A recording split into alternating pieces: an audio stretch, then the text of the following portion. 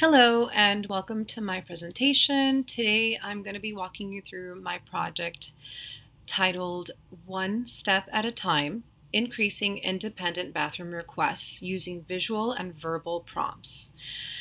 I was inspired by this, I guess, out of a desire to enhance autonomy and improve the quality of life of children with developmental delays or disabilities. So let's talk a little bit about my project.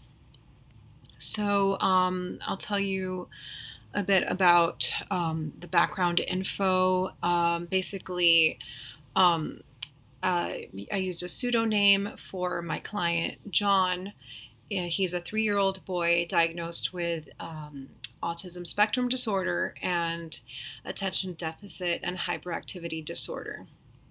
John has been struggling with independent bathroom request initiation, and this leads to frequent accidents. So teaching him this skill, I thought was really critical, not only for his independence, but also to reduce the strain on his family and caregivers. So my question my research question was, can a structured ABA intervention improve this skill? So previous research has shown that techniques used in ABA, such as prompting and reinforcement, are effective in teaching life skills to children with ASD. So I wanted to build on that foundation and develop something for John, my client. So um, the design I used is a single case ABAB design where I alternated between baseline and intervention phases. The independent variable is the intervention involved a protocol which included reinforcement and prompting. And then the dependent variable I used was that I measured how often John independently requested to use the bathroom. So I measured frequency. So I used task analysis to teach this skill. I broke it down into smaller steps. We used visual prompts, gesturing, verbal prompts, and physical guidance. So I observed him 30-minute sessions. I recorded how often he requested to use the bathroom, and I noted also any accidents that occurred. During the initial baseline phase, we observed just his natural behaviors without any interventions. And then in the intervention phase, I introduced visual prompts such as a toilet icon, and then we used a hierarchy of prompts. So I started to gradually fade them as he began to show more mastery of the skill. And then I reinforced successful attempts with praise or sometimes toys or other small rewards that he showed likeness to. The results were really good.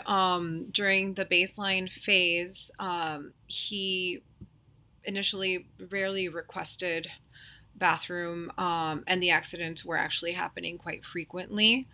Then during the intervention phase, we saw a steady improvement. And by the end of the study, as you can see in my graph here, he was independently requesting the bathroom every time he needed to use it, and the accidents were reduced to 0. So the graph shows here how the behavior trends shifted during the intervention phases. So this shows how effective those interventions were in helping him, but also you can see in the reintroduction of the baseline phase that that it showed a mastering of this skill, because he maintained a pretty successful rate of requesting the bathroom use. So I would say, overall, what I learned from this project is that interventions are very effective in teaching fundamental skills like bathroom requests, initiation, or other communication skills that are essential for everyday living. And I would say the second thing that I learned from this project was it um, that is easier to teach skills, especially when they're complex tasks, when they're broken down into smaller and more manageable steps. When I started the project, I was taking on a lot, and I was trying to really implement the full toilet training process. And I quickly realized that the amount of time that I had would not allow for that to happen. And I wouldn't be able to show how successful this kind of intervention can actually be when it is used to on a smaller task, manageable task. So by doing this, I also ensured that the skill acquisition was consistent.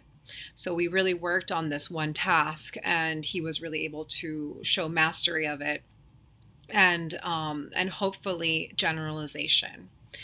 So, however, the study had its challenges. One of the limitations that I had was that I delayed in the reintroduction of the baseline phases and also the intervention phase, the reintroduction of the intervention phase. So that really reduced my ability to assess if it would be long-term successful, and if it would be maintained, the skill acquisition. Um, Also, the study was done at home, so it was a controlled environment. So I'm not sure if this is a generalized skill yet, but I think that it was very successful, and I look forward to using this kind of intervention to continue working on the other phases of toilet training. Like removing clothes, sitting on the toilet independently, flushing, wiping, etc. Um, and then, of course, generalization. So, overall, I would say that these types of interventions significantly improve children's lives, children that have ASD and ADHD. And also, I think another thing of note is to really understand how important it is to tailor interventions to individual needs.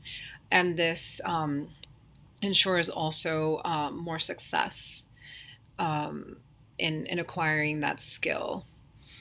Um, yeah, that's pretty much it. I think that it's it was successful, and I look forward to continue working with John on toilet training and using the information that I've acquired from this study up until now to implement the other phases of toilet training in the future. Um, Thank you for tuning in, and good luck.